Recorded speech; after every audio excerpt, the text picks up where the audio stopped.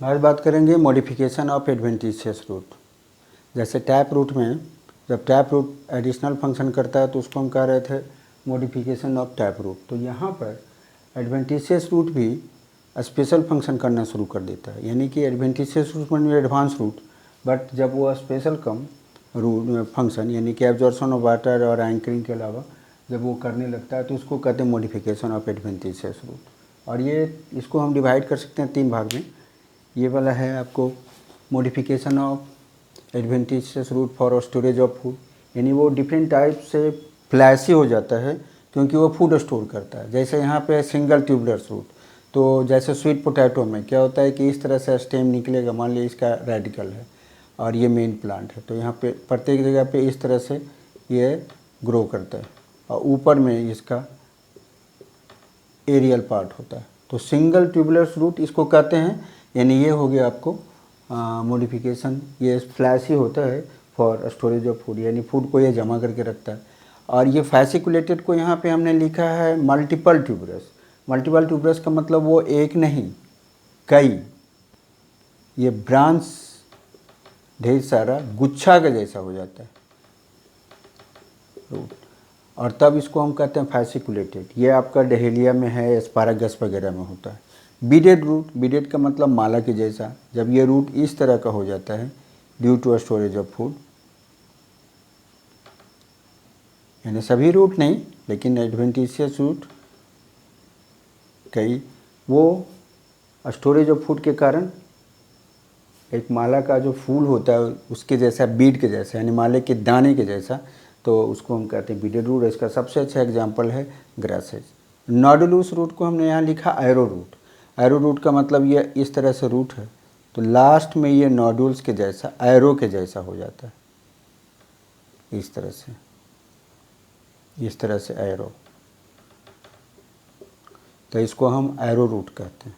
और एनुलरेटेड रूट का मतलब एनुअल रिंग के जैसा, यानी रूट बेस ऑफ स्टेम से निकलेगा और ये इस तरह से रिंग के जैसा बना लेता है, और इसका एग्जांपल है इपिकैट। तो ये सभी जो है स्टोरेज ऑफ फूड के लिए इतना सारा मॉडिफिकेशन हो जाता है, तो इसको हम कहते हैं modification of adventitious food for storage of food. और यह मैकेनिकल सपोर्ट के लिए, मैकेनिकल सपोर्ट मतलब एक्स्ट्रा सपोर्ट के लिए, जैसे है प्रॉप रूट, बनियान, तो इसमें इसका जो ब्रांच होता है हॉरिजेंटल ब्रांच होता है इस तरह से, और ऊपर की ओर जो इसका ब्रांचेज है ये भारी के कारण गिरे नहीं, तो यहाँ से ये इस तरह से पिलर के जैसा बन जाता है, तो इसको हम पिलर रूट भी कहते हैं। ये आपको मेन बनियान में पाया जाता है, और ये इसी कारण से इसका जो आयु है वो 200 से 250 वर्ष तक होता है। एक ये 200 से 250 में ख़त्म होगा तो ये करीब इधर वाला जो है वो ट्रंक में बदल जाता है। स्टिल्ट रूट है, तो स्टिल्ट रूट का ये आपको मेज वगैरह, गन्ना वगैरह में क्या होता है, सीधा सिलेंडर इसका स्टेम होता है, यहाँ पे इस तरह से रूट है, तो इसका जो नोट है वहाँ से रूट निकलता है नोट से, और अगर मान लिया हवा के कारण वो झुक गया तो उसको गिरने नहीं देता, यानी अगर ये झुक गया इस तरह से तो यहाँ से ये क्या करता है, पकड़ लेते हैं और इसको सपोर्ट करता है, तो इसको हम कहते हैं स्टिल्ट रूट जब इसकी नोट से निकलता है। तो क्लाइंबिंग रूट है, क्लाइंबिंग रूट का मतलब ये सपोर्ट है, और सपोर्ट पे क्या होता है, रूट मेन प्लांट यहाँ है तो यहाँ से ये इस तरह से जाता है और यहीं से ये सपोर्ट करता है, इस तरह से इसका लीफ होता है और लगातार ऊपर चढ़ते चला जाता है, और बाद में चल के वो थॉर्न में बदल जाता है, तो उसको हम थॉर्न रूट भी कहते हैं।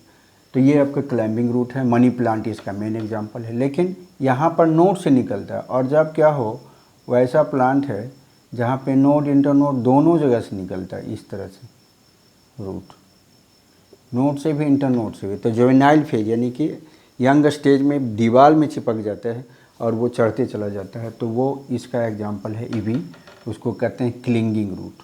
और फ्लोटिंग रूट जैसिया में होता है, ये एक्वेटिक है, ये क्या होता है, फूल जाता है, और इसके कारण क्या होता है, ये इसको फ्लोट करने में हेल्प करता है, तो इसको हम कहते हैं फ्लोटिंग रूट।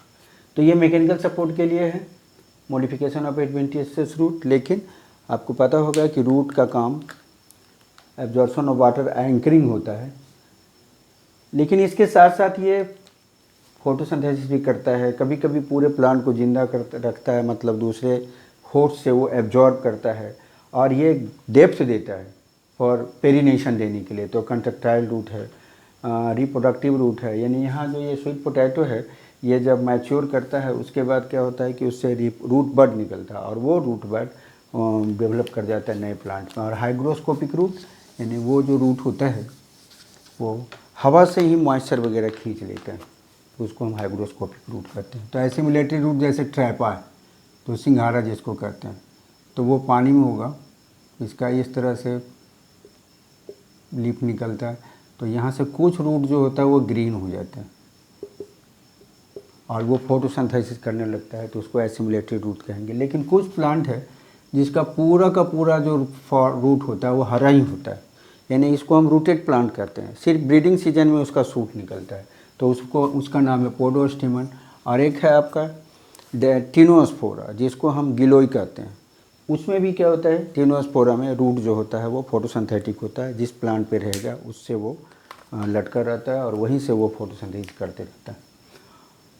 ये पैरासाइटिक रूट है, ये मान लिया होस्ट प्लांट है, तो इसमें ये रूट जैसे अमरबेल है तो वो क्या करेगा, इसमें पेनिट्रेट करेगा, हॉस्टेरियम बना देता है और इससे क्या होता है न्यूट्रिशन लेते रहता है। तो इसको हम पैरासाइटिक रूट या उसके रूट को हॉस्टेरिया कहते हैं, हॉस्टेरियल रूट।